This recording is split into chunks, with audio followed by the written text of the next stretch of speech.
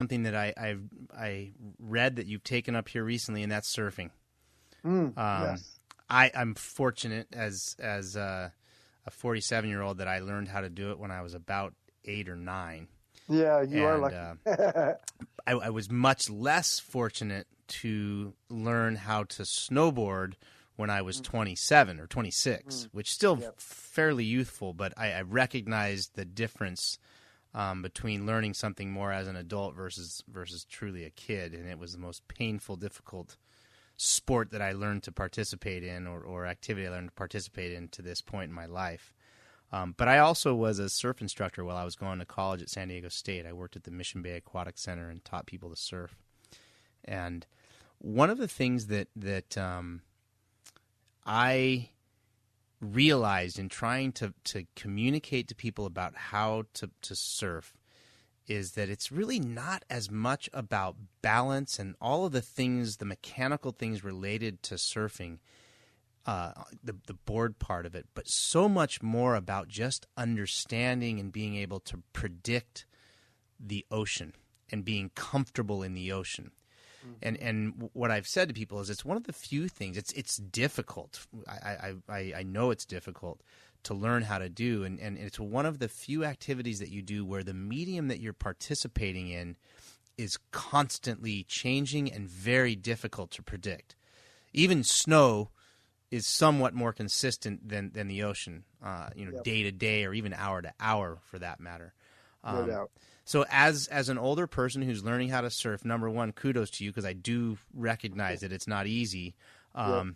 And I also know that there are a few places. Cerritos is a pretty decent place to learn, but there's a lot of places in Baja that are not learner friendly or newcomer friendly by the type of wave or bottom of the surface, or sometimes even the people that are in the water.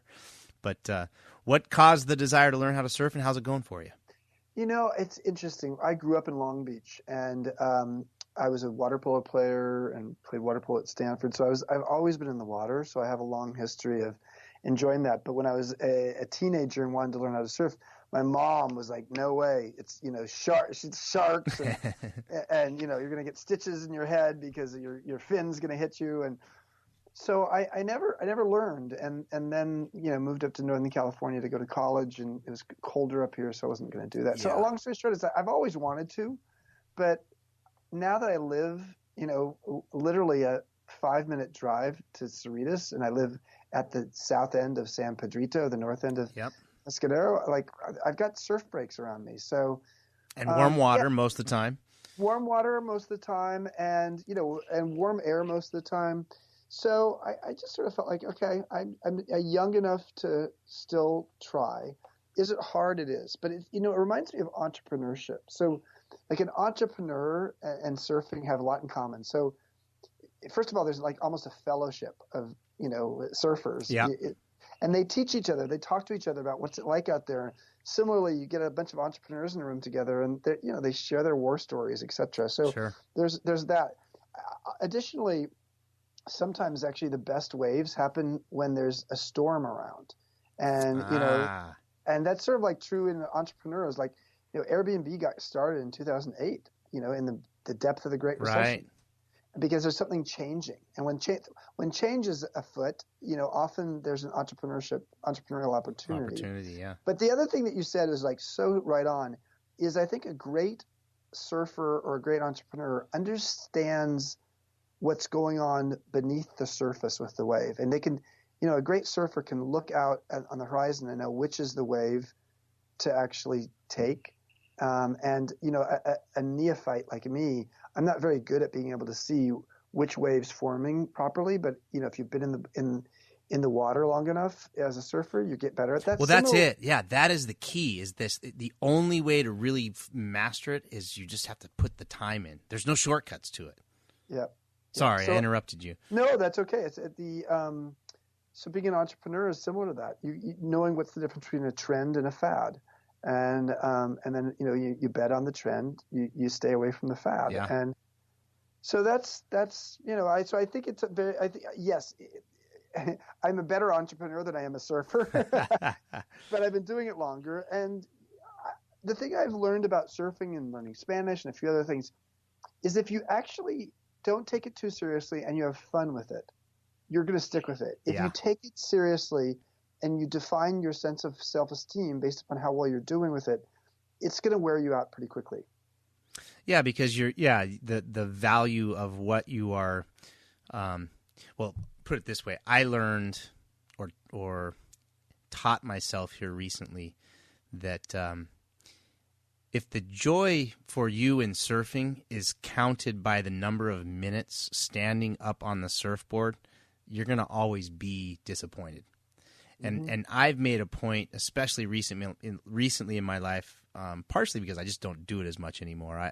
Living in San Diego, I mean, I guess I should be doing it in San Diego, but I just don't make my way to the beach as much anymore.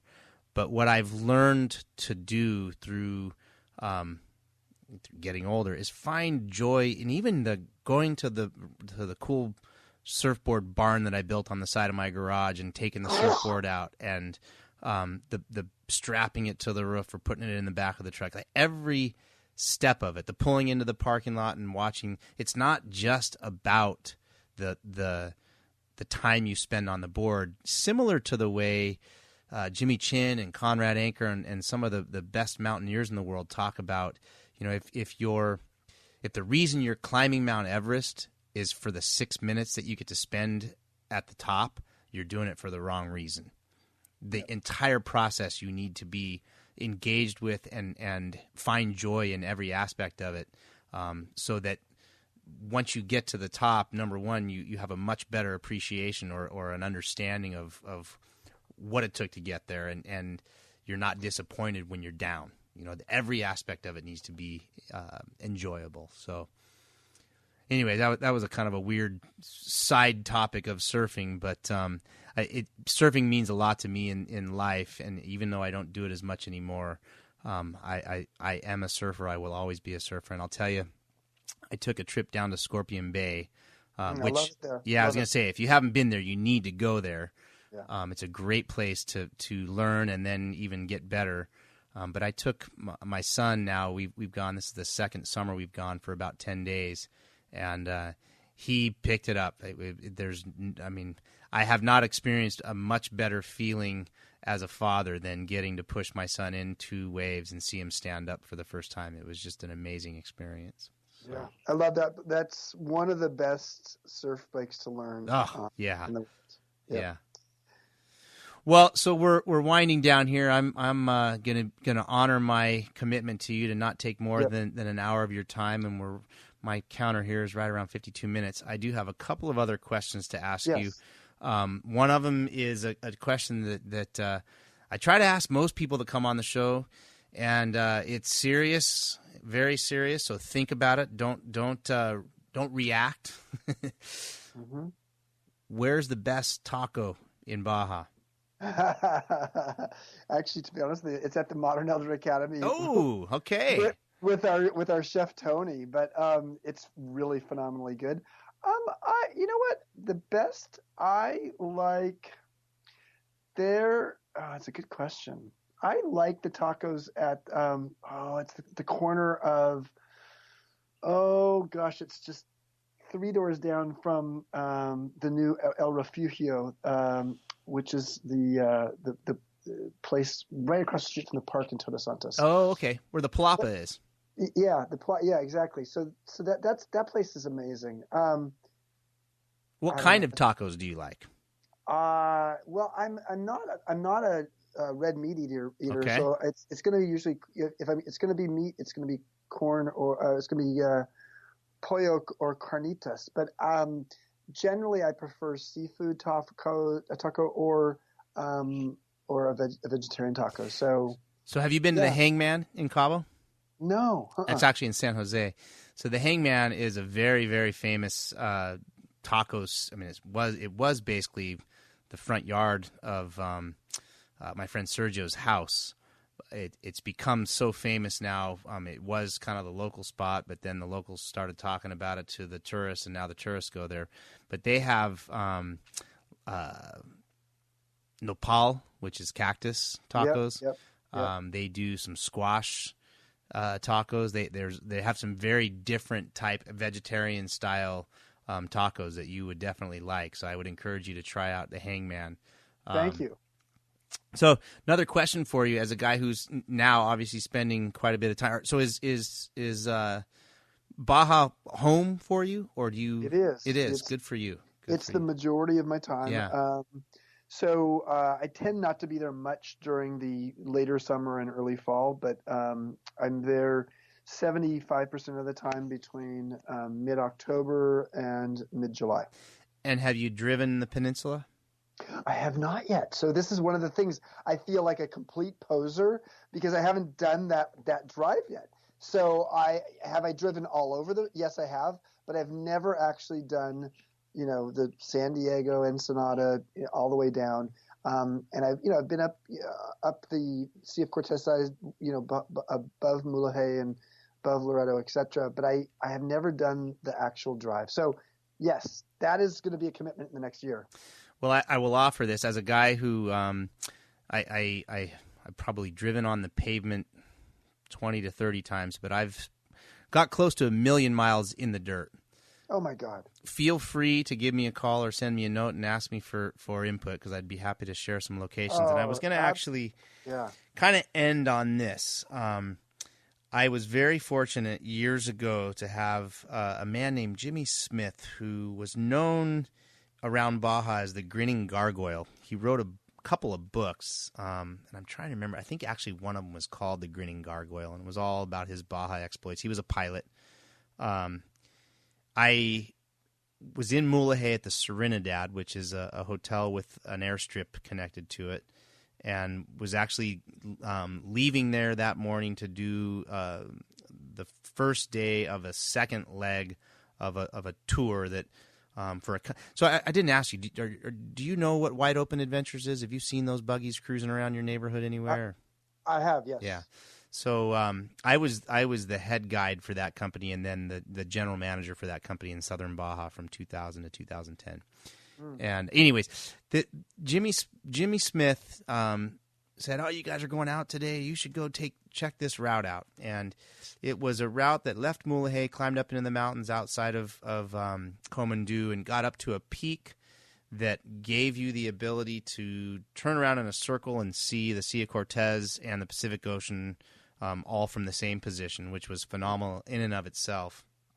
But it was a route that not very many people had ever done or knew about. And as we started down heading west, we dropped off in cars off these ledges that were 3 to 5, sometimes 6 feet, where you'd drop the belly pan of the car down and you'd skid as you fell and then got to another section. And I can remember as we were going down thinking, man, I sure hope this goes somewhere, because there's no way we're getting back up.